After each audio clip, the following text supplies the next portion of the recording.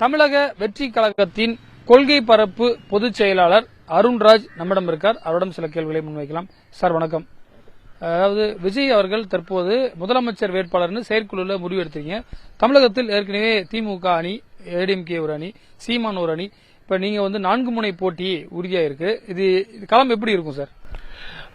First நாங்க ஏன் தலைவர் அவர்களை முதலமைச்சர் வேட்பாளராக நாங்க முன்மொழிந்தோம்னா என்னன்னா காரணம்னா நீங்க பாத்தீங்கன்னா இப்ப தமிழ்நாட்டில் கடந்த 50 வருடங்களுக்கு மேலாக 2 கட்சிகள் தான் மாறி மாறி ஆட்சி பண்ணிட்டு இருந்தாங்க. ஒரு சாதாரண மக்கள் நான் யாரை பார்த்தாலும் அவங்க என்ன ஃபீல் பண்றாங்கன்னா ஒரு உண்மையான ஒரு மாற்றம் வேணும். அதுதான் அவங்களோட பெரும்பான்மையான மக்களோட எண்ணமா இருக்கு. அதற்காக தான் நாங்க இப்ப ஆட்சி அதிகாரத்தை தாண்டி ஒரு நல்ல ஆட்சி கொடுக்கணும்னா அது எங்க தமிழக வெற்றி கழகத்தின் தலைமையில் இருந்தாதான் கண்டிப்பா ஒரு நல்லாட்சி, எந்தவித சமரசம் இல்லாத ஒரு நல்லாட்சி கொடுக்க முடியும். அதற்காகத்தான் எங்கள் தலைவர் அவர்களை முதலமைச்சர் வேட்பாளராக நாங்கள் சொல்லியிருக்கிறோம். இப்ப 4 முனை போட்டின்னு சொன்னீங்க. இப்போ 1977 எம்ஜிஆர் அவர்கள் முதல்ல ஜெயித்து ஆட்சி அமைத்த பொழுதும் 4 முனை போட்டி தான் இருந்தது. அப்ப அதிமுக 33% எடுத்து தான் ஆட்சி அமைச்சாங்க. அதனால இதனால இப்ப 40% 45% எடுக்கணும் அவசியம் இல்லை. ஒரு 4 முனை போட்டி இருந்தாலும் ஒரு 35% எடுத்தாலே ஆட்சி அமைக்கக்கூடிய அறுதி பெரும்பான்மை இடங்கள் கிடைக்கும். கடந்த தேர்தலை பொறுத்தவரை திமுக கூட்டணியில் ஒரு பெரிய கூட்டணி இருந்தது.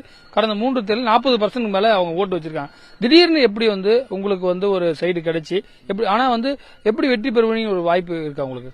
திடீர்னு எப்படின்னா நாங்க இப்பதான் கட்சி ஆரம்பித்திருக்கோம். இப்ப லாஸ்ட் இயர் தானே ஒரு மாநாடு நடத்தி எங்களோட பணத்தை இப்பதான் நாங்க ப்ரூவ் பண்ணிருக்கோம். அதனால அப்ப நாங்க இல்ல, அதனால அவங்களுக்கு அந்த ஓட்டு சதவீதம் கிடைச்சது. அது தவிர பாத்தீங்கன்னா இப்ப கடந்த 4.5 ஆண்டுகளான திமுக ஆட்சி மாதிரி ஒரு மோசமான ஆட்சி கடந்த எனக்கு நினைவை தெரிந்து நான் பார்த்தது இல்ல. இந்த காலத்து இளைஞர்கள் அதை தான் ஃபீல் பண்றாங்க. இப்ப சட்டம் ஒழுங்கு பாத்தீங்கன்னா அவ்வளவு மோசமா இருக்கு. இப்ப பாத்தீங்கன்னா இந்த அஜித்குமார் மரணம் கூட அவங்க கேட்கிறப்ப நெஞ்சு பதறுது. அந்த அளவுக்கு ஒரு மோசமான ஒரு காவல்துறை இப்படி இருக்கு. அப்ப இதுக்கு கூட முதலமைச்சர் அவர்கள் நேர்ல கூட போய் பார்க்கல. அவர் ஒர்க் ஃப்ரம் ஹோம் மாதிரி ஒர்க் ஃப்ரம் போன் பண்ணிட்டு இருக்காரு. எங்க தலைவர் மட்டும்தான் போய் நேர்ல பார்க்கணும். உங்களுக்கே தெரியும் அவர் வெளியில வந்தா எவ்வளவு கஷ்டம், எவ்வளவு கூட்டம் வருது. அவரோட சேஃப்டியை தாண்டி பொதுமக்களோட சேஃப்டியும் இருக்கு. பட் காவல்துறை அதுக்கு எந்தவித ஒத்துழைப்பும் கொடுக்கல. அதையும் மீறி போய் நேர்ல போய் பார்க்கணுங்கிறதுக்காக அவர் போய் பார்த்தாரு. சோ அதனால திமுக ஆட்சியோட மெயின் ஒரு அதிருப்தி தான் எங்களுக்கு ஒரு பெரிய பலமா இருக்கும். அரசியல் விமர்சகர்கள் என்ன சொல்றாங்கன்னா 2016 பாத்தீங்கன்னா இதே மாதிரிதான் திமுக ஒரு அணி, ஏடிஎம்கே ஒரு அணி. அப்ப முன்னாள் முதலமைச்சர் ஜெயலலிதா இருந்தாங்க, கலைஞரும் இருந்தாங்க. அப்ப பாத்தீங்கன்னா ஒரு 3வது அணியாக ஒரு மக்கள் நல கூட்டணி ஒரு அமைய வந்தது. அதன் மூலியமாக தான் ஆளுங்கட்சியே மீண்டும் 20 வருஷத்துக்கு அப்புறமா ஆளுங்கட்சியே மீண்டும் ஆட்சி அமர்றதுக்கான ஒரு வாய்ப்பு ஏற்படுது. அதே போன்றுதான் இப்ப நீங்க ஒரு பக்கம் ஓட்டு பிரிக்கிறதாலோ, சீமான் ஓட்டு பிரிக்கிறதாலோ அது ஆளும் கட்சிக்கே மீண்டும் வாய்ப்பாக இருக்குன்னு சொல்றாங்க. அது எப்படி பாக்குறீங்க? இது நிறைய பேர் கேட்கறது மக்கள் நல கூட்டணி மாதிரி இருக்கு அப்படின்னு சொல்றீங்க. அப்ப இந்த 2016 பாத்தீங்கன்னா கலைஞர் அவர்கள் இருந்தாரு, அம்மா அவர்கள் இருந்தாங்க.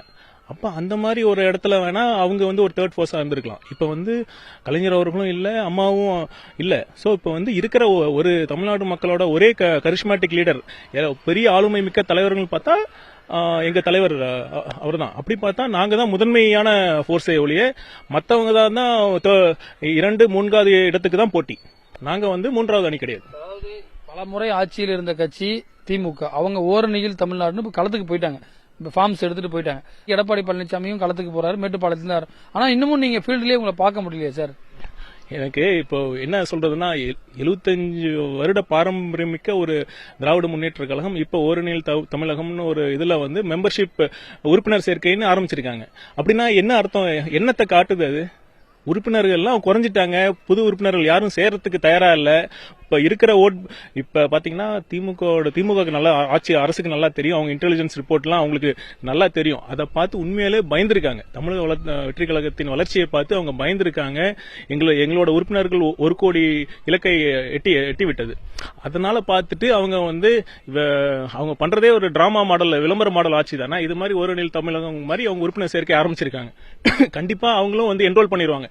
இது எப்படி இருக்குன்னா அவங்க கூட்டத்துக்குலாம் காசு கொடுத்து ஆள் சேர்க்கிறாங்களா, அந்த மாதிரி உறுப்பினர் தான் சேர்க்க முடியுமே ஒழிய நான் வந்து உண்மையான ஒரு அந்த கட்சியின் மீது பற்றோ தலைவரின் மீது ஒரு பற்றோ இருக்கக்கூடிய உறுப்பினர்கள் திமுகவில் சேர மாட்டார்கள்.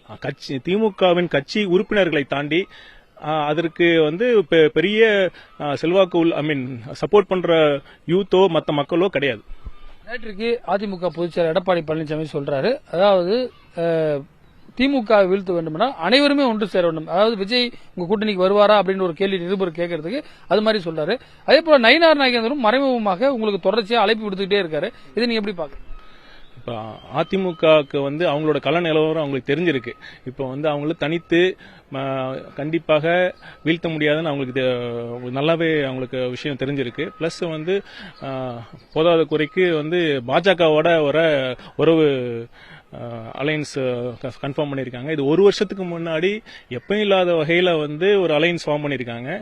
இதை வந்து தொண்டர்கள் யாருமே எனக்கு தெரிஞ்சு அது ரசிக்கவே இல்லை. யூஸ்வலா சொல்லுவாங்க தலைவர்கள் கை குலுக்கிட்டாங்க, தொண்டர்கள் கை குலுக்கல அப்படின்னு சொல்லுவாங்க. இங்க வந்து தலைவர்களே கை குலுக்கல. இப்ப என்னன்னா பாத்தீங்கன்னா தலைவர்களுக்குள்ளேயே வந்து இப்ப ஒரு கருத்துக்கு வந்து இன்னொருத்தர் இன்னொரு மாதிரி சொல்றாரு, ஸ்போக்ஸ் பர்சன் வேற மாதிரி சொல்றாங்க. இது வந்து பரிதாபமா இருக்கு. இன்னொன்னு பாஜக பத்தி கேட்டீங்க. பாஜக வந்து அவங்க என்ன சொல்றாங்க, இந்தியாவோட பெரிய கட்சின்னு சொல்லிக்கிறாங்க. வந்து இந்தியாவில் ஒன்றியத்தில் ஆட்சியில் இருக்காங்க. இப்ப பெரும்பான்மையான மாநிலத்தில் அவங்க தான் ஆட்சி பண்றாங்க.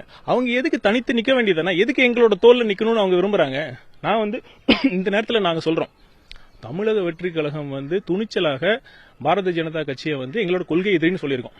பாரதிய ஜனதா கட்சிக்கு துணிவு இருந்தால், திராணி இருந்தால் தமிழக வெற்றி கழகத்தை தன் எதிரி அரசியல் மற்றும் கொள்கை எதிரியாக வேணால் அவங்க சொல்லி நம்ம தமிழக மக்களிடம் வாக்கு கேட்கட்டும். இப்ப இன்னொரு கருத்து என்ன சொல்றாங்கன்னா, இப்ப நீங்க பரந்தூர் விமான நிலையத்துக்கு எதிர்ப்பு தெரிவிக்கிறீங்க. ஆனா வந்து நடிகர் விஜய் வந்து சொந்த பயன்பாட்டுக்காக தனி ஜெட்டு, தனி குறிப்பாக விமானத்தெல்லாம் எடுத்துட்டு போறாரு.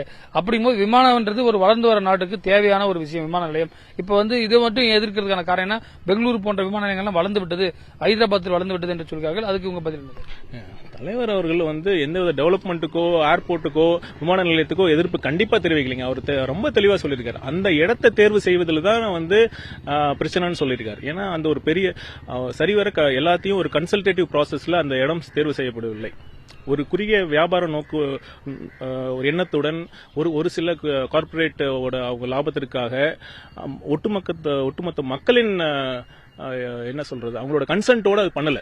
பிளஸ் வந்து டெக்னிக்கலாவும் அந்த இடத்துல நிறைய ப்ராப்ளம் இருக்குன்னு தலைவர் அவர்கள் நேற்று அறிக்கை பேசுறப்பே தெளிவா தான் சொல்லியிருக்காரு. அவர் வளர்ச்சிக்கு எப்பயுமே அவர் வந்து எதிரானவர் கிடையாது. அதிமுக அமைப்பு செயலாளர் அன்வர் ராஜாவும் சொல்லியிருக்காரு, அதிமுகவுடன் வந்து விஜய் வந்து ஒத்துழைப்பு வேண்டும் அப்படின்னு ஒரு விஷயத்தை சொல்லியிருக்காரு. ஒரு நாளும் அவரும் சொல்றாரு பாஜக கால் ஒன்ற முடியாது, ஆனால் உங்களுடைய தயவை நாடுகிறார். நீங்க எப்படி பாக்குறீங்க? அவர் வந்து தலைவர்னு எடுத்துக்கலாமா? அதிமுக கட்சியில் ஒரு தலைவர் தானே வரும். அவரும் பாத்தீங்கன்னா எங்க தலைவர்கள் அவங்க கூட்டணிக்குள்ளேயே இவ்வளவு பிரச்சனை இருக்கு. ஃபர்ஸ்ட் அவங்க கூட்டணியை சரி பண்ணிட்டோம், அப்புறம் வந்து எங்க கிட்ட வரட்டும். திமுகவை சேர்ந்த நேரு அவர்கள் கூட வந்து திமுகவோட நீங்க வந்து எதிரி அப்படின்னு சொல்லும்போது நாங்க அவங்க கூட்டணிக்கு கூப்பிடலையே அப்படின்னு சொல்லி ஒரு காமெடியா ஒரு விஷயத்தை சொல்லியிருக்காரு. அதை எப்படி பாக்குறீங்க? நாங்க வந்து முதல் மாநாட்டில் நாங்க வந்து தெளிவா சொல்லிட்டோம், திமுக வந்து அரசியல் எதிரி, பாஜக வந்து கொள்கை எதிரின்னு சொல்லிட்டோம். சோ இவங்களோட எப்பயுமே கூட்டணி இல்ல, கூட்டணி இருக்காது. கூட்டணினா நேரடி கூட்டணி, மறைமுக கூட்டணி இருக்கு. சில பேர் சொல்றாங்க திமுக ஹெல்ப் பண்றதுக்காக தான் நாங்க வந்து தனியா நிக்கிறோம். அதை தெளிவுபடுத்த தான் சொல்றோம். இது வந்து திமுக எதிரான அணி. நாங்க நிச்சயம் 1977 எம்ஜிஆர் அவர்கள் ஒரு 4 முனை போட்டியில் வென்று ஆட்சி அமைத்ததை போல் தமிழக வெற்றி கழகம் 2026 வென்று எங்கள் தலைவர் ஆட்சி அமைப்பார். உதயநிதியுடைய செயல்பாடுலாம் எப்படி இருக்கு? ஏன்னா வந்து ஃபியூச்சர்ல வந்து உதயநிதி வெர்சஸ் விஜய் அப்படின்னு தான் அரசியல் களம் மாறப்போகுது அப்படின்னு சொல்றாங்க. அவருடைய செயல்பாடு எப்படி இருக்கு? ஏங்க, அவரோட சொந்த மினிஸ்ட்ரியோட மானிய கோரிக்கை அப்பயே அவர் வரல. இதுல வந்து நான் என்ன சொல்றது, விடுங்க, இந்த கேள்விக்கெல்லாம் கேட்காதீங்க. பல்வேறு விஷயங்கள் குறித்து விரிவாக நம்மிடம் பகிர்ந்திருக்கார் புதிய தலைமுறைக்காக ஒளிப்பதிவாளர் சந்திரவுடன் ரமேஷ்.